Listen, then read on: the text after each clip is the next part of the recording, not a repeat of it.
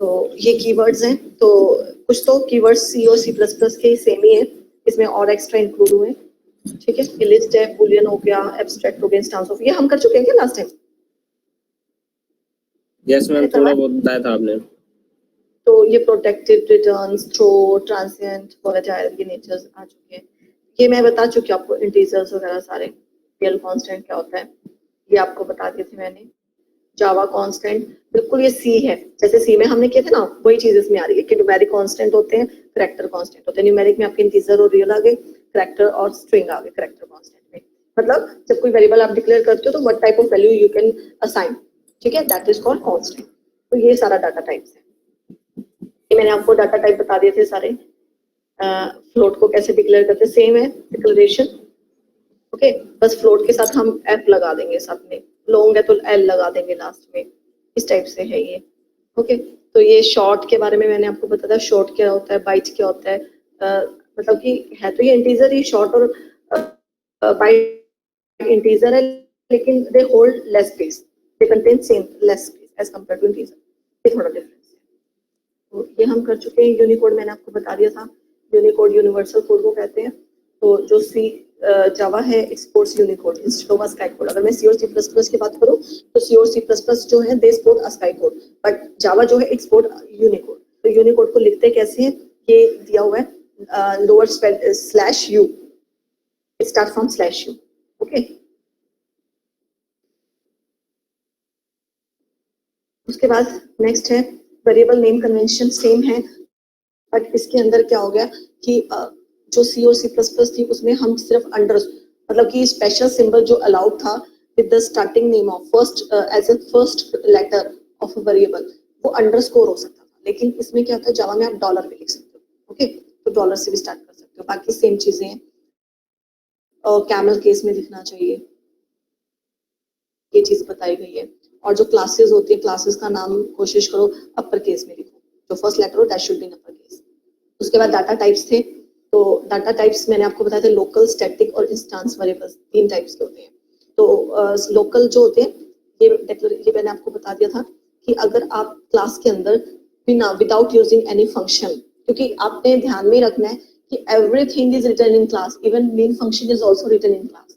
तो फर्स्ट तो क्लास होगी ही होगी, और आपको मैंने बताया था कि जो क्लास का नेम होता है that should be same as the name of your project name. जो आप प्रोजेक्ट का नाम दे रहे हो एंड प्रोग्राम का नेम दे रहे हो, क्लास का नेम कोशिश करो सेम ही रखो, ठीक है। तो उसके बाद मैंने बताया था कि अगर आप मेन फंक्शन के बाहर लिखते हो तो दिस इज कॉल्ड स्टैटिक, ठीक है, आपको स्टैटिक वर्ड तो लगाना है बस। ओके, तो दिस इज कॉल्ड स्टैटिक, तो यहाँ पे हमने स्टैटिक लगा दिया, ये चीज लगा दी। तो पब्लिक क्यों लगा रहे हैं, क्योंकि वेरिएबल जो है हम प्राइवेट नहीं लिखते, ये एक्सेसिबल होना चाहिए, ठीक है। तो इसको हम पब्लिक लेते हैं। स्ट्रिंग टाइप हम ले रहे हैं, वेरिएबल का टाइप क्या हो गया, स्ट्रिंग। स्टैटिक, क्योंकि अगर कोई वेरिएबल डिक्लेयर कर रहे हो एज अ स्टैटिक तो आपको डाटा टाइप से पहले क्या लिखना पड़ेगा, स्टैटिक, ये लिखना पड़ेगा, ठीक है। तो स्ट्रिंग वेरिएबल पब्लिक, उसकी एक्सेसिबिलिटी हो गया। जैसे सी प्लस प्लस में क्या होता था, हम सिंपल लिखते थे स्कोप पब्लिक, उसके बाद हम स्कोप लिखते थे, उसके बाद हम वेरिएबल डिक्लेयर करते थे, जो भी होता था ये होता था पब्लिक है या नहीं है। तो इसमें इन्होंने क्या किया, अलग अलग सेक्शंस को चेंज कर दिया। अब क्या है, कुछ भी लिखना है आप उसके आगे पब्लिक लिखो तो पब्लिक डिक्लेरेशन हो जाएगी, प्राइवेट लिखना है तो प्राइवेट डिक्लेरेशन हो जाएगी, ठीक है। तो आपको जहां यूज करना है, आपको वो ब्लॉक, उस ब्लॉक में लिखने की जरूरत ही नहीं है, जैसे आप सी प्लस प्लस में कर रहे थे। तो यहाँ पे पब्लिक डिक्लेयर कर दिया इसको वेरिएबल। इंस्टेंस वेरिएबल क्या होते हैं, when we declare a variable, okay, instance, each instance of class has its own copy of instance.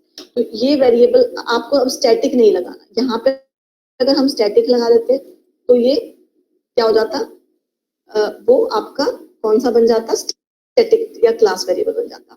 और इंस्टेंस में क्या होता है, आपको यहाँ स्टैटिक नहीं लगाना, ये नहीं लगाना, तो ये क्या बन गया, इंस्टेंस वेरिएबल बन गया।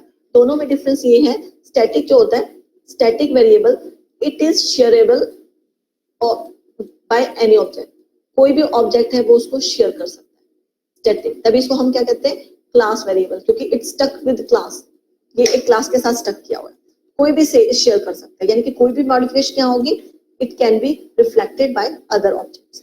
लेकिन इंस्टेंस वेरिएबल का मतलब होता है सारे के सारे object, every object have their own copy of variables. यानी कि अगर मैं कोई वेरिएबल डिक्लेयर करूंगी, हर ऑब्जेक्ट का के पास अपनी कॉपी होगी। This is called instance variable. O1 के पास अपनी कॉपी होगी, O2 के पास अपनी कॉपी होगी, O3 के पास अपनी कॉपी होगी। This is called instance. Local variable का मतलब होता है अगर हम किसी भी वेरिएबल को किसी फंक्शन के अंदर डिक्लेयर करें, जैसे if I declare any variable inside the main function या inside any function, that is called local variable. ठीक है, तो ये है टाइप्स ऑफ वेरिएबल। उसके बाद आता है रीड स्टेटमेंट। तो रीड स्टेटमेंट के लिए बहुत सारे मेथड्स हैं इसके अंदर, हम इसमें पैकेज यूज करते हैं। There are different types of packages, by using these packages we can read the data. तो क्योंकि आपने देख लिया है कि आउटपुट के लिए हम क्या लिखते हैं, system out print line, printer, ये लिखते हैं, ये लिखते हैं। ठीक है, अब क्या बता रही हूँ मैं कि जैसे हम स्कैन एफ प्रिंट एफ करते थे, तो प्रिंट एफ के लिए हमारे पास है system dot out dot printer है। ठीक है, लेकिन अब इसके अंदर क्या है, इसमें सिस्टम क्या होता है, this is called class, out मतलब ऑब्जेक्ट, प्रिंटर का मतलब method inside the system class। अब है हम इसमें रीड कैसे करते हैं मेथड्स। तो यहाँ पे बहुत सारे मेथड्स हैं, मैं आपको उसकी पूरी, पहले मैं सोचती थी आपको ये चीज अभी नहीं बताती, लेकिन मुझे लगता है ये चीज बतानी पड़ेगी मुझे पहले। ये मैं टॉपिक पहले करवा देती हूँ आपको, ways to input the data, क्योंकि आपको अब वो करना है, एग्जाम्पल्स करने हैं, तो आपको पता होना चाहिए कितने टाइप से हम कर सकते हैं। तो सबसे पहला है यूजिंग बफर्ड रीडर क्लास। अलग अलग डिफरेंट वेज है, इन्वायरमेंट्स हैं जिनके थ्रू आप इनपुट कर सकते हो डाटा अपने प्रोग्राम के लिए। ये सारे कंसोल में ही आ जाते हैं, मतलब आप क्या कर रहे हो कि कीबोर्ड से इनपुट करना चाहते हो डाटा, तो थ्रू द कीबोर्ड हमारे पास 3 डिफरेंट वेज हैं। सबसे पहले है बफर्ड रीडर क्लास, सेकेंड है स्कैनर क्लास एंड थर्ड है कंसोल क्लास। ठीक है, तो सबसे पहले आता है बफर्ड रीडर क्लास। तो बफर्ड रीडर क्लास क्या होता है, this is a Java classical method to take input. यानी कि जब सबसे पहला जावा का वर्जन आया था तो उसमें इनपुट करवाने के लिए ये मेथड था, through the buffered input class. Okay,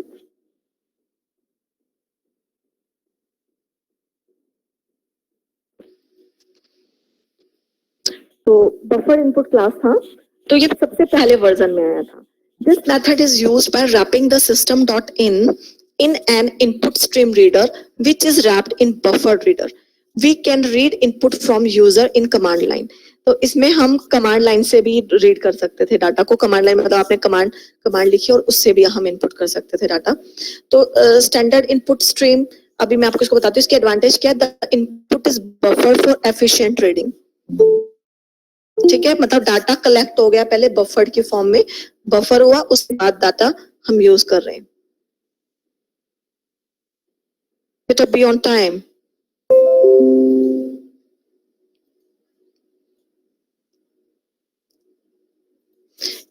इसकी डिसएडवांटेज क्या है, the wrapping code is hard to remember. तो कोड है इसका दैट इज डिफिकल्ट, डिफिकल्ट है। इसको लिखते कैसे हैं, ये है एक एग्जांपल दिया हुआ है किस तरह से रीड करते हैं। उसके लिए हम क्या यूज करते हैं, इंपोर्ट जावा आईओ। जावा आईओ जो है दिस इज अ पैकेज, इसे हम बोलते हैं पैकेज। ये जावा का पैकेज है। देखो डिफरेंट डिफरेंट पैकेजेस होते हैं, जैसे आपको मैं आपसे बात करूं कि हेडर फाइल्स होती हैं, C++ में हेडर फाइल्स होती थी, तो every different types of header files contain different types of functions. ठीक है, दिस इनपुट आउटपुट से रिलेटेड फंक्शंस थे, मैथमेटिक्स से रिलेटेड फंक्शंस थे। तो अब इसमें क्या है, क्योंकि everything is written in a class, यानी कि अगर हम फंक्शन की भी बात कर रहे हैं तो फंक्शन जो predefined function they are also included in a class. ठीक है, तो इसमें जो भी है हेडर फाइल जो होती है, header file is replaced with package. ठीक है, तो इसमें डिफरेंट डिफरेंट टाइप के पैकेजेस हैं हर एक फंक्शनैलिटी के लिए। जैसे मैथ पैकेज है, मैथ के लिए पैकेज है अलग से है, तो इनपुट के लिए अलग से पैकेजेस हैं। तो इसमें जैसे ये पैकेज दिया हुआ है बफर रीडर, तो इसमें जावा आईओ जो है this is the name of package and buffer reader is the name of class. ये एक क्लास का नाम है। It contains function related for input purpose. This contains function for input ठीक है,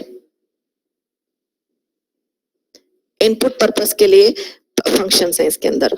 तो कैसे लिखना है इसको देखो, सबसे पहले आपने क्लास लिया name test, public class test. मैंने आपको पहले बताया जो फर्स्ट क्लास जो होगी जिसमें आपने डिफरेंट क्लासेस लेनी है, मेन फंक्शंस लेने हैं, that should be a class.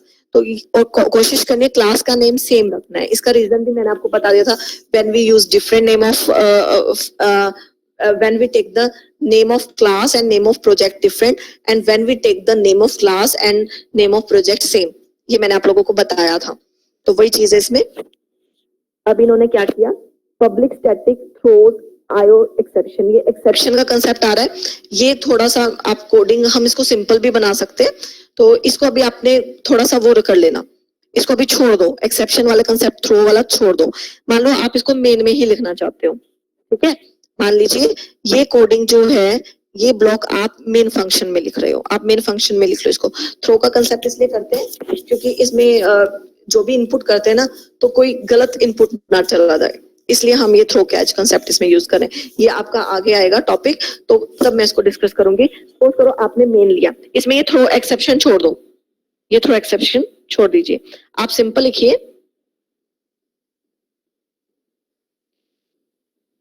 Excuse ma'am. हाँ जी, मैं थोड़ा ढंग से समझ नहीं आया, थोड़ा ज्यादा अभी मैंने समझाया नहीं है क्या, आप ढंग से नहीं समझ में आया? मैंने अभी आपको पैकेज बता दिया, पैकेज समझ में आ गया? मतलब मैम पैकेज यूज किया है, यही नहीं पता चला ढंग से। तुझे ये पता है ना, अभी मैंने बता, तभी तो मैंने सी और सी प्लस प्लस का कंसेप्ट बताया है, उसमें हेडर फाइल के बारे में बताया। हेडर फाइल का मतलब अलग चीज होगी, पैकेज अलग चीज। पैकेज, अरे हेडर फाइल में तो फंक्शंस हो गए, ठीक है, header file contain the functions of predefined function होते हैं, उसकी कोडिंग होती है। तो अब हम क्या करते हैं, जावा के अंदर फंक्शन अकेले अकेले तो ले नहीं सकते हैं, तो इसके अंदर क्या होता है, इसमें अलग अलग क्लासेस होती है जिनको रैप किया हुआ है, डिफरेंट डिफरेंट क्लासेस है, ठीक है। ये सारे के सारे क्लासेस पैकेज में आ गया। पैकेज का मतलब है एक चीज में बहुत सारी चीजें, एक फाइल के अंदर बहुत सारे आपको फीचर्स दे दिए, दिस इज कॉल्ड पैकेज। मतलब हेडर फाइल की जगह अब पैकेज नाम दे दिया।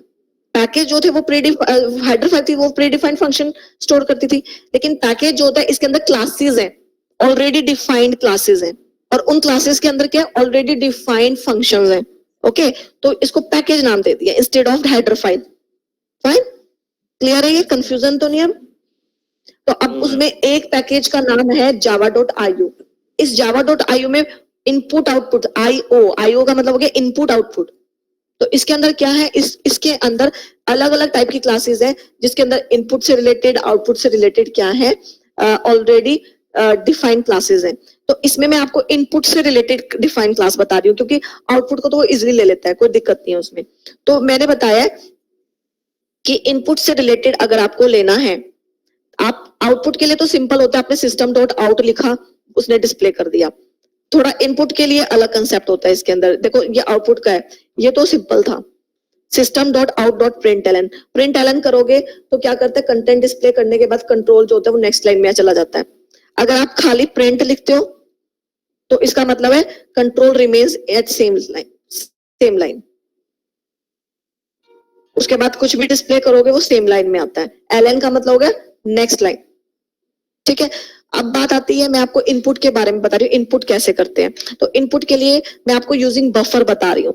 तो बफर रीडर क्लास है जिसके अंदर इनपुट से रिलेटेड फंक्शंस हैं, एक से ज्यादा फंक्शंस हैं, हर टाइप के फंक्शंस का अलग पर्पस हो जाता है। तो फंक्शन है, उसके बाद मैंने आपको बताया कि आप एग्जाम्पल ले लो, ये जो है अभी थ्रो को छोड़ दो, मैंने ये बोला थ्रो एक्सेप्शन छोड़ दो, ये कंसेप्ट जब हम करेंगे तब करेंगे, अभी ये नहीं करना है। आपने सिंपल लिखा पब्लिक स्टैटिक वॉइड मेन, ये तो लिखना है। मैंने आप लोगों को स्ट्रक्चर ऑफ जावा बताया था, स्ट्रक्चर ऑफ जावा प्रोग्राम बताया था, तो मैंने उसमें बताया था कि हम क्या लेते हैं, पब्लिक स्टैटिक वॉइड मेन, हम मेन को इस तरह से लिखते हैं। उसके बाद स्ट्रिंग और आर्ग्यूमेंट, ये भी मैंने आपको बताया था, ये किस लिए होता है, ये आर्ग्यूमेंट्स के लिए होता है, कमांड लाइन आर्ग्यूमेंट बोलते हैं इसको, और इसका फॉर्मेट भी यही है। ये भी आपको एक तरह से फॉन्ट या सिंटैक्स को याद रखना पड़ेगा, क्योंकि जो भी इसका फायदा क्या होता है, जब आप कमांड से कुछ भी रन करते हो प्रोग्राम को, तो ड्यूरिंग रनिंग द कमांड आप क्या कर सकते हो, कोई वैल्यू पास कर सकते हो मेन प्रोग्राम के अंदर। तो वो वैल्यू जो भी पास करोगे तो वो क्या होती है, वो स्ट्रिंग टाइप जाती है, उसका डाटा टाइप स्ट्रिंग होता है। तो एक से ज्यादा वैल्यूज होती है, तो इसलिए हमें एरे डिक्लेयर करना पड़ता है, ये लिखना पड़ता है, ये लिखना ऐसे ही है, ठीक है। तो ये सिंटेक्स जो है लिखने का, ये तो आपको ध्यान ही रखना है, याद रखना है। पब्लिक क्लास टेस्ट है, स्टैटिक क्लास टेस्ट लिखना है, लिख लो, नहीं तो नॉर्मली आप पब्लिक क्लास टेस्ट भी लिख सकते हो, ये भी आपको पता होना चाहिए। अब कुछ सिंटेक्स है जो आपको याद रखने हैं। अब उसके अंदर क्या होता है, अब हम बफर रीडर, अब इस फंक्शन लिखने से पहले, फंक्शन यूज करने से पहले आपको कैसे एक्सेस करोगे इसको एक्सेस करने के लिए आपको इसका ऑब्जेक्ट लेना पड़ेगा। Buffer reader is a class, इसके अंदर कौन सा फंक्शन है, इनपुट करवाने के लिए फंक्शन स्टोर है। अब उस इनपुट फंक्शन करवाने के लिए, अब आपको पता है क्लास जो फंक्शन है, मेंबर फंक्शन है, उनको एक्सेस कैसे करोगे क्लास के बाहर, थ्रू द ऑब्जेक्ट करोगे, इज इट राइट। अब ऑब्जेक्ट के थ्रू करवाने के लिए अब तुम्हें बफर रीडर क्लास है, इसके अंदर इनपुट से रिलेटेड फंक्शन स्टोर है। अब उसको यूज करना है तो सबसे पहले इसका ऑब्जेक्ट डिक्लेयर करना पड़ेगा। तो उसको ऑब्जेक्ट को डिक्लेयर कैसे करते हो, C++ में किया है, सबसे पहले क्या लिखते हो, क्लास नेम लिखते हो। तुम सबसे पहले क्या लिखते हो, क्लास नेम, उसके बाद ऑब्जेक्ट का नाम लिखते हो, ये लिखते हो कि नहीं। तो इसमें थोड़ा सा डिफरेंट है कि ऑब्जेक्ट को लिखने के लिए, ऑब्जेक्ट को इनिशियलाइज करने के लिए ऑब्जेक्ट नाम के बाद न्यू, ये आपको कीवर्ड लगाना पड़ेगा। न्यू ऑपरेटर मान लो इसको, डायनेमिक मेमोरी एलोकेशन के लिए होता है, ये लगाना पड़ेगा, ये सिंटैक्स होता है इसका। तो इसलिए सबसे पहले तो आपने लिखा क्लास का नाम, reader is the object name declared by you, आपके थ्रू ये नाम डिक्लेयर किया है, ये ऑब्जेक्ट नेम है। इसकी जगह आप OB लिख लो, कुछ भी लिख लो, O1 लिख लो, कुछ भी लिख लीजिए। ये reader is a name declared by yourself, fine. उसके बाद इक्वल न्यू, ये सिंटेक्स है कि किस तरह से जावा के अंदर डिक्लेयर करते हैं। उसके बाद हम लिखते हैं बफर रीडर, दोबारा से लिखना है इसका, ये सिंटेक्स होता है। और पैरेंथेसिस में हमने लिखना है दोबारा से, किसको यूज करें हम, इनपुट स्ट्रीम रीडर। ये हम क्या यूज कर रहे हैं इसके अंदर, input stream reader function use कर रहे हैं। ये सिंटेक्स आपको ध्यान में रखना है। और इसके अंदर पास करो system.in, ये आपको करना पड़ेगा। इस टाइप से इसकी डिक्लेरेशन है। ये डिक्लेरेशन तभी तो इसकी डिसएडवांटेज है कि इसको याद करना बड़ा मुश्किल है कोडिंग को, आपको पता है ना, it is hard to remember. तो ये कोडिंग थोड़ी सी मुश्किल है, ये सिंटेक्स है आपको करना है system.in दिस टाइप, ठीक है। उसके बाद रीड करने के लिए, अब मान लो मैं कोई भी वेरिएबल रीड करना चाहती हूँ, तो उसके लिए हम फंक्शन यूज करते हैं रीड लाइन। क्या फंक्शन यूज करते हैं, रीड लाइन। तो आपने जब ये लिखा रीडर डॉट रीड लाइन, अगर आपने ऑब्जेक्ट का नाम O लिखा है तो O डॉट रीड लाइन लिखना है। ये कैमल केस याद रखना, L जो है that should be in upper case, ठीक है, it should be in upper case. तो आपको क्या लिखना है, रीडर डॉट रीड लाइन, और जो भी आप डाटा टाइप करोगे वो नेम स्ट्रिंग में स्टोर हो जाएगा, क्योंकि इसके अंदर यही है कि जो भी आप डाटा इनपुट करते हो, चाहे वो न्यूमेरिकल है चाहे फ्लोट टाइप है, firstly it's stored in a string. Integer data integer type में स्टोर नहीं होता, फ्लोट डाटा फ्लोट टाइप में नहीं स्टोर होता। सबसे पहले आप जो भी डाटा रीड लाइन से इनपुट करोगे ये स्ट्रिंग वेरिएबल में स्टोर होगा। स्ट्रिंग में स्टोर होने के बाद उसको फिर आपको कन्वर्ट करना पड़ेगा, उसकी टाइप कास्ट करनी पड़ेगी कि आपको किस डाटा टाइप में लेना है, ठीक है। तो इसको लिखना पड़ेगा ऐसे कि स्ट्रिंग नेम, यानी कि नेम की जगह कुछ भी ले लो, कि जो भी डाटा टाइप कर रहे हो कीबोर्ड से वो स्ट्रिंग की फॉर्म में स्टोर होगा। Name is a string. अब नेम इज अ स्ट्रिंग, अगर मैं system dot out print ln करूंगी तो वो एक स्ट्रिंग डिस्प्ले कर देगा। अब बात आती है तुम्हें अगर इंटीजर टाइप डाटा लेना है, तो इंटीजर टाइप डाटा लेने के लिए तुमने सबसे पहले ये डाटा इनपुट किया, इसके बाद इसकी टाइप कास्टिंग करनी, इसको कन्वर्ट करना इंटीजर में। तो इंटीजर में कन्वर्ट करने के लिए इसमें पार्स डॉट इंट फंक्शन होता है, पार्स डॉट इंट, यानी कि आप लिखोगे इंट, मान लो आपने एक वेरिएबल लिया x, ठीक है, आपने एक वेरिएबल इंटीजर x लिया है, उसको वैल्यू कैसे असाइन करोगे, ये रीड की वैल्यू करनी है, तो ये किस में है, हम इसकी कन्वर्जन करनी है, किस तरह से करूंगी मैं, इंटीजर डॉट पार्स इंट,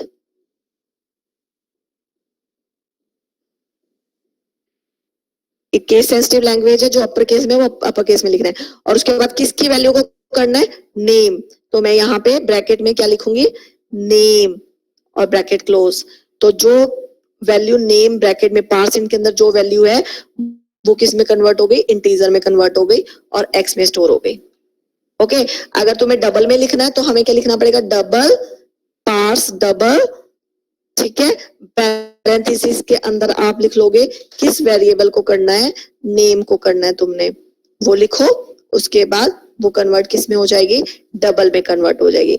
इसी तरीके से अगर आप रीड मल्टीपल वैल्यूज करते हो, multiple value integer float character करते हो, तो वो स्प्लिट में कर लो, split is a different thing, इसको बस अब आप अभी याद रखो, ये करना है, कैसे करना है उसको छोड़ दो भी, क्योंकि अभी हम बेसिक चीजें कर रहे हैं, सिंपल चीजें कर रहे हैं, स्प्लिट का कंसेप्ट, और ये स्प्लिट जो होता है ये बहुत चीजों में यूज होता है,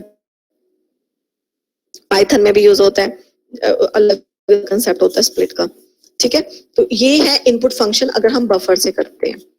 दूसरा आता है यूजिंग स्कैनर क्लास, पहला मैंने आपको बताया है बफर रीडर क्लास, दूसरा मेथड है स्कैनर क्लास। तो स्कैनर क्लास क्या होता है, it is probably the most preferred method to take input, आजकल जो यूज करते हैं हम, जो लेटेस्ट वर्जन जो आ रहे हैं उनमें हम स्कैनर क्लास यूज करते हैं, क्योंकि स्कैनर क्लास में एक और मेथड भी है, थ्रू द प्रॉम्प्ट भी आप इनपुट कर सकते हो, एक आपको प्रॉम्प्ट आएगा, ठीक है, उस प्रॉम्प्ट में आपने टाइप किया, ओके करेंगे, वो फीड हो जाएगा, इसमें प्रॉम्प्ट भी होता है इसमें। The main purpose of the scanner class is to parse primitive type and string using regular expression. However, it is also can be used to read input from the user in command line. यानी कि इसका काम सिर्फ parse का भी है, पर इसमें हम command line से input भी कर सकते हैं, ये भी इसका है। तो convenient method है parsing के इसमें, next int, next float, ये parsing methods होते हैं, और regular expression can be used to find tokens. ठीक है, तो ये पार्सिंग के लिए यूज होता है और इनपुट के लिए भी यूज होता है, मतलब ये मल्टीपर्पज है, हम तो मेन अभी इनपुट के लिए करेंगे इसको। तो the read method are not synchronized, ठीक है, तो कैसे करते हैं इसमें, देखो ये लिखा हुआ है, इसके लिए हम क्या यूज करते हैं, जावा यूटिल, ठीक है, इसके अंदर जावा यूटिल पैकेज यूज होता है, उसमें कौन सा यूज हो रहा था, जावा IO, इसमें क्या यूज हो रहा है, जावा यूटिल पैकेज, ये हुआ। अब इस जावा यूटिल पैकेज में कौन सी क्लास है, स्कैनर, कौन सी क्लास है, स्कैनर, ये यूज हो रहा है इसके अंदर। अब इसमें देखिए, इसमें क्या है, इसमें हमारे पास ये क्लास हमने डिक्लेयर की जिसका नाम लिखा है गेट इनपुट फ्रॉम यूजर, इस ये क्लास का नाम लिया हमने, इसके अंदर कर्ली ब्रैकेट स्टार्ट, इसमें हमने क्या लिया, मेन फंक्शन लिया, मेन का सिंटेक्स याद रखना, ये मेन का ऐसे लिखते हैं हम। अब इसके अंदर कर्ली ब्रैकेट स्टार्ट, अब इसमें देखो कितना सिंपल है, वो मुश्किल था याद करना, आप जो देख रहे थे, हम क्यों नहीं उसको यूज करते, पुराने वर्जन में वो यूज होता था क्योंकि that was very hard to remember. ये देखो कितनी बड़ी लाइन थी, ये वाली पूरी कितनी बड़ी लाइन है, ये पूरी की पूरी लाइन है, इतनी बड़ी लाइन हुआ करती थी ये, दैट वाज वेरी, ये बहुत बड़ी लाइन है, तो ये सिंटेक्स जो है, ये फॉर्मेट जो है, it was difficult to remember. तो इस मेथड को अवॉइड करने के लिए ये स्कैनर यूज होता है। तो स्कैनर में क्या होता है, scanner is a class that is store in Java यूटिल package, तो जावा यूटिल पैकेज में यूज होता है। तो आपको याद रखना है, ध्यान रखना है, जब भी कोई क्लास ले रहे हो तो उस क्लास के मेंबर फंक्शन, तो उसके इनपुट आउटपुट फंक्शंस होंगे ऑब्वियसली, तो उसके इनपुट फंक्शन को यूज करने के लिए हमेशा आपको क्या डिक्लेयर करना पड़ेगा, कोई ऑब्जेक्ट तो डिक्लेयर करना ही पड़ेगा। तो इसके अंदर ऑब्जेक्ट कौन सा डिक्लेयर किया हुआ है, एक मिनट,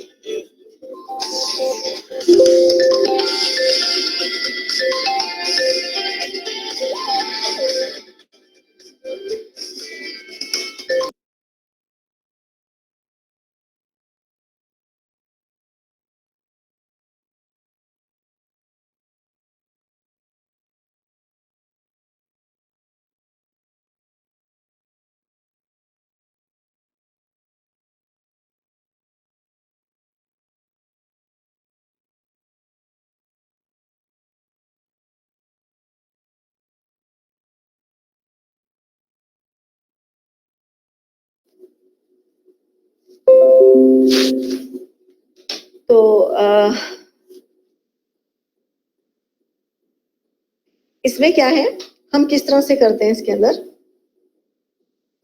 इसमें हमने, ये सबसे ही सिंपल है, हमने क्या लिखा, name of class, I N is the name of object, in place of I N you can write any type, any name, O लिख लो, ओ भी लिख लो, नेक्स्ट लिख लो, इनपुट लिख लो, कुछ भी लिख लो। उसके बाद न्यू, न्यू जो है ये आपको आना है, ये ऑब्जेक्ट इनिशियलाइजेशन के लिए, जब ऑब्जेक्ट को जब इनिशियलाइज करते हैं यूज किया, इस न्यू कीवर्ड है, इसको यूज करती है, तो इसमें भी हमें न्यू लगाना ही लगाना है। उसके बाद नेम ऑफ क्लास, ये मेथड होता है, आप जावा में भी देखोगे, जावा स्क्रिप्ट में भी देखोगे, इस टाइप से हम लिखते हैं, पाइथन में भी इसी टाइप से लिखते हैं जब हम इनिशियलाइज करते हैं। तो न्यू पाइथन में बल्कि इजी है, जावा स्क्रिप्ट में हम यूज करते हैं इसको। न्यू स्कैनर, ठीक है। अब इसमें हम क्या लिख रहे हैं, system dot in, system dot in use कर रहे हैं हम, इसके अंदर सिस्टम की फाइल को हम यूज करें। तो इसके बाद क्या होता है, ये सिस्टम डॉट इन जो होता है ये यूज हो रहा है क्योंकि आप कीबोर्ड से डाटा, मतलब आप कंसोल इनपुट आउटपुट यूज करना चाहते हो, इसलिए हम सिस्टम डॉट इन लिखते हैं। तो उसके बाद क्या लिखना है, क्योंकि ये भी जो डाटा ले रहा है वो किस टाइप से, अगर आप लिखते हो, आपको अगर इसके अंदर अलग अलग फंक्शन है, इसमें टाइप कास्टिंग की जरूरत नहीं होती है।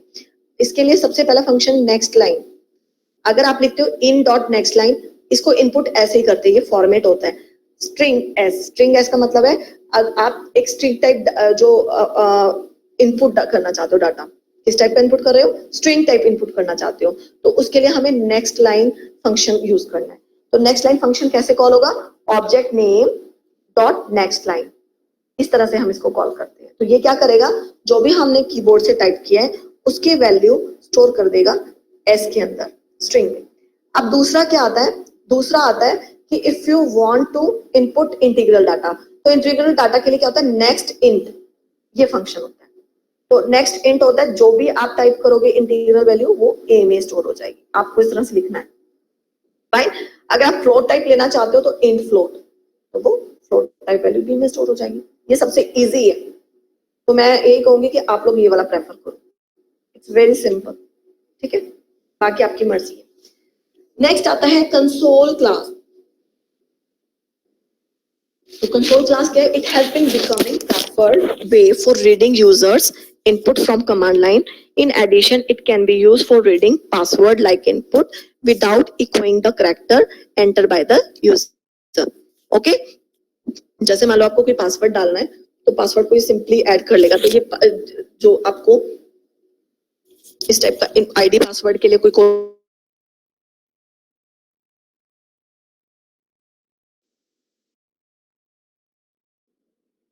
आवाज नहीं आ रही मैम, कंसोल क्लास यूज करते हो, ठीक है। तो एडवांटेज क्या है, reading password without echoing the entered class. तो हम पासवर्ड के लिए सेफ है क्योंकि जो भी टाइप कर रहे हो उसकी इको नहीं हो रही, वो स्क्रीन पर डिस्प्ले नहीं होता। रीडिंग मेथड आर सिंक्रोनाइज्ड, ठीक है। Format string syntax can be used.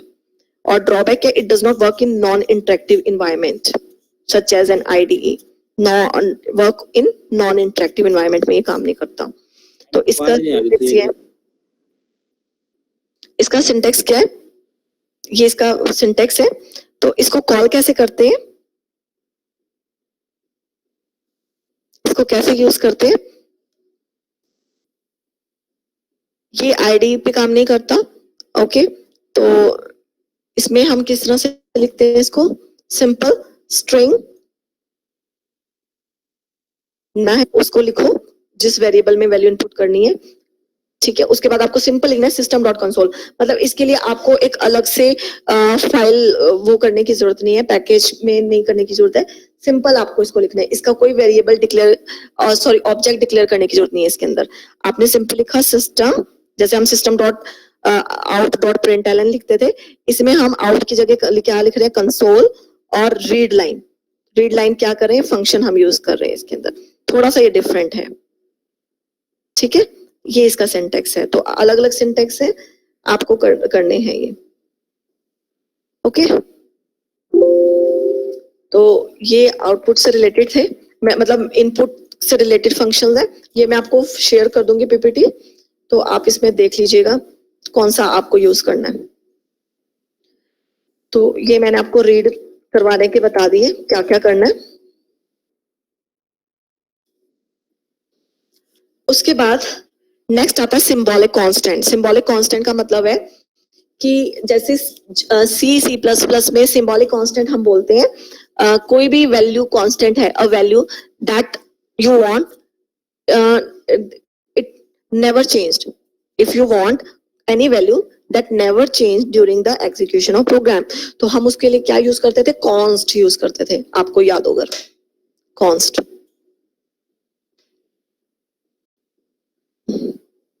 हम उसके लिए कॉन्स्ट यूज करते थे, याद है सबको? C++ में क्या यूज करते थे हम? Const, yes ma'am. इंट, या हम मान लो फ्लोट पाई का एग्जांपल हम बहुत अच्छा लेते हैं। फ्लोट पाई इक्वल टू 3.14 ये लिखते थे हम। तो कॉन्स्ट जो था इसको हम बोलते थे कि अब जो ये पाई है this is a symbolic constant. तो सिंबॉलिक कांस्टेंट जो होता है, what was the advantage of symbolic constant? Symbolic constant जो होता है कि if you wish to change the value it never changed। ठीक है, ये हमेशा वैल्यू को क्या करता है? ये मेमोरी में चेंज नहीं होने देता। ठीक है, तो a constant can make our program more easily read and understood by others. In the addition, a constant is cached by the JVM as well as our application. So using a constant can improve performance. तो अब इसके अंदर जावा में constant के लिए हम क्या use करते हैं? Instead of const we use final, ये यूज करते हैं। कॉन्स्ट की जगह क्या यूज कर रहे हैं? फाइनल कीवर्ड यूज कर रहे हैं। ठीक है, और फ्लोट है तो उसके लास्ट में एफ तो लगाना ही है इसमें। डबल है तो डी लगा ले, एल लगा लेंगे डबल के लिए। ठीक है, तो फाइनल यूज करते हैं, बिल्कुल C++ के कांस्टेंट की तरह। आप प्रोग्राम भी लिख सकते हो इसका। ठीक है, उसके बाद नेक्स्ट आता है टाइप कास्टिंग। टाइप कास्टिंग जैसे आपने C और C++ में किया है, आप टाइप कास्ट कर सकते हो। मतलब एक डाटा टाइप से दूसरे डाटा टाइप में कन्वर्ट करना, that is called type casting. ठीक है, तो दो टाइप की टाइप कास्टिंग है जावा में। इसमें इसको नाम दे दिया है वाइडनिंग कास्टिंग, नैरोइंग कास्टिंग। दो टाइप कास्ट हो गए, वाइडनिंग, नैरोइंग। वाइडनिंग का मतलब होता है प्रमोशन केस। प्रमोशन केस का मतलब कि आप लोअर डाटा टाइप से अपर डाटा टाइप में कन्वर्ट कर रहे हैं। हम जिसको इंटरनल टाइप कास्टिंग बोलते थे, बिल्ट इन टाइप कास्टिंग बोलते थे। C++ में बोलते थे बिल्ट इन टाइप कास्टिंग, कि सिस्टम अपने आप टाइप कास्ट कर देता है।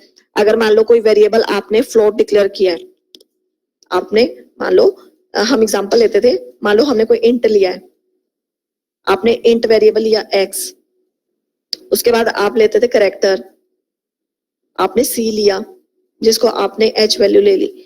तो क्या करते थे? अगर हम x इक्वल टू C करते थे तो ये क्या करता था? जो C का टाइप है वो X में कन्वर्ट कर लेता था, यानी कि H का जो अस्काई कोड होता था वो X में स्टोर हो जाता था। तो इसको इंटरनल टाइप कास्टिंग कहते हैं। इसको प्रमोशनल टाइप कास्टिंग बोलते हैं। तो इसमें क्या बोलते हैं? वाइडनिंग हो रही है कि आपने स्मॉलर से लार्ज डाटा टाइप में कन्वर्ट कर रहे हो, लोअर से अपर प्रमोशन कर रहे हो, तो इसको हम प्रमोशनल टाइप कास्टिंग भी बोलते हैं। ठीक है, तो ये बिल्ट इन होती है, ऑटोमेटिकली होती है। उसके बाद नैरोइंग कास्टिंग होती है, दैट इज मैनुअली, जिसको हम बोलते थे type casting. Forced type cast बोलते थे। फोर्सफुली जो प्रोग्रामर है जो टाइप कास्ट करता है। तो फोर्सफुली मैंने आप लोगों को बताया भी था कि फोर्सफुली टाइप कास्टिंग में क्या होता है कि कोई अपर केस में उसको आप लोअर केस में फोर्सफुली कन्वर्ट करते हो। तो आप कैसे लिखते थे उसमें? मान लो आपने लिया इंट x 5, ठीक है, आप लिख रहे हो फ्लोट y, ठीक है, तो आप y को टाइप कास्ट कर सकते थे। y को कैसे टाइप कास्ट कर सकते थे? x, मान लो y की वैल्यू आपने ली 2.5, तो आप क्या लिख सकते थे? आप ये लिख सकते थे x equal to int y। तो आपने क्या किया? y को किस में कन्वर्ट कर दिया? इंटीजर में कन्वर्ट कर दिया। फोर्स टाइप कास्ट बोलते हैं इसको। ठीक है, तो ये एग्जांपल है, इसमें भी बिल्कुल C है। ओके, तो आपने लॉन्ग L लिया, आपने D को लॉन्ग में कन्वर्ट कर लिया, फोर्स टाइप कास्ट कर रहे हो। ये एग्जांपल है, इसमें देखो क्या है। इसके अंदर आपने मेन लिया, मेन के अंदर एक आपने बाइट डाटा टाइप लिया, उसके बाद आप B ले रहे हो, B equal to byte B गुना 2। ठीक है, तो मल्टीप्लाई करके टाइप कास्टिंग इनटू बाइट। आप इसको इसमें थोड़ी सी कमी है, टाइप कास्ट इनटू बाइट, ये आप इंट लो, नहीं बी है टाइप कास्टिंग इनटू बाइट। अच्छा, आप ये 2 है, 2 वैल्यू क्या है, इट इज ए इंटीजर, ये इंटीजर वैल्यू है, तो b मल्टीप्लाई 2 कर रहे हो। अगर आप b मल्टीप्लाई 2 करते बिना टाइप कास्टिंग के करते तो 2 इंटीजर है वैल्यू, इंटीग्रल वैल्यू है, तो वो b इंटू 2 करके वो अगर आप वो यूज करते टाइप कास्टिंग नहीं करते तो ये इंटीग्रल वैल्यू में कन्वर्ट हो जाती। ठीक है, तो आप क्या कर रहे हो, इसको बाइट में कन्वर्ट कर रहे हो क्योंकि 2 इज इंटीजर वैल्यू। तो आप क्या करो, b जो है byte value, 2 is integer value, तो byte value multiply integral value. Type cast करके क्या आता, अगर इम्प्लिसिट टाइप ओवर हो गया टाइम। कोई बात नहीं, तो कंप्लीट कर लूं मैं 1 मिनट। तो अगर टाइप कास्टिंग आप करते तो क्या होता, ये किस में कन्वर्ट हो जाता, ये बाइट में कन्वर्ट